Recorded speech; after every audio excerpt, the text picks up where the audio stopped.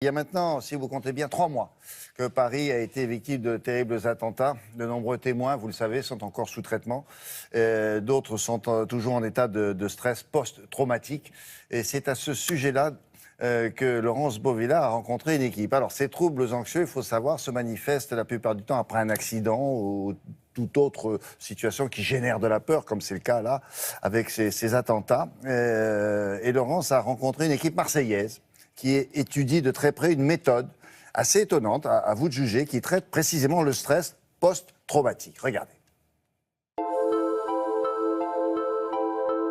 La peur, c'est une émotion qui va brutalement activer certaines zones du cerveau. Une situation temporaire suivie normalement par un retour au calme.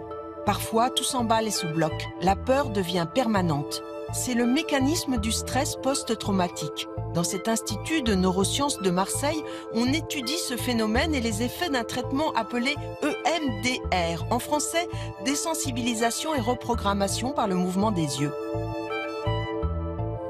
Lorsqu'on fait le MDR, on active cette structure, on va réactiver tout le système de mémoire, d'émotion, et on va permettre à la mémoire de se restocker d'une manière différente, une manière qui est déchargée de son émotion. Véronique a vécu depuis son enfance avec un stress post-traumatique et à l'âge adulte, une grave dépression est survenue. Replongez bien dans la situation, vous sentez la peur. Ok, donc sentez bien tout ça,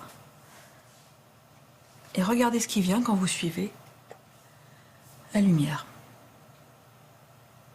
À un moment donné, ça je peux pas l'expliquer, mais vous débloquez des choses. C'est douloureux, ça reste douloureux et ça s'estompe. Et après, on dirait plus que c'est d'un stade de souvenir. Mais souvenir, ça veut dire présent quand même, mais sans la douleur, sans la souffrance. L'idée, c'est de faire des stimulations qui soient bilatérales et alternées, c'est-à-dire un coup à droite et un coup à gauche. On peut le faire aussi avec les doigts. Donc par exemple, je vais bouger mes doigts et vous allez suivre. Au niveau tactile, vous pouvez prendre des vibrateurs dans la main et vous sentez, ça vibre un coup à droite, un coup à gauche. On peut utiliser ce qu'on appelle le tapping par exemple. Donc un coup à droite, un coup à gauche. On fait très fréquemment avec les enfants. Voilà le cerveau de patient. Après traitement, on voit dans les structures préfrontales des augmentations de la densité de matière grise. C'est-à-dire qu'il y a une récupération dendritique des neurones, alors qu'on sait que dans le stress chronique, justement, il y a une diminution de cette densité de matière grise. Les indications de l'EMDR ont évolué au cours du temps. On est parti de traiter uniquement le traumatisme et maintenant on augmente puisqu'on se rend compte que beaucoup de pathologies ont des origines traumatiques. On peut traiter les phobies, les troubles obsessionnels compulsifs, certaines psychoses, la dépression.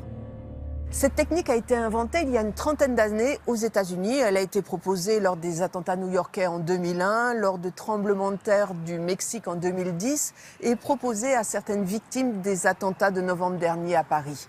Et il existe également un module d'urgence que des praticiens ont mis en place qui permet de traiter un groupe. Pour cela, chaque participant va faire une auto-stimulation. Ça s'appelle la technique du papillon. Merci.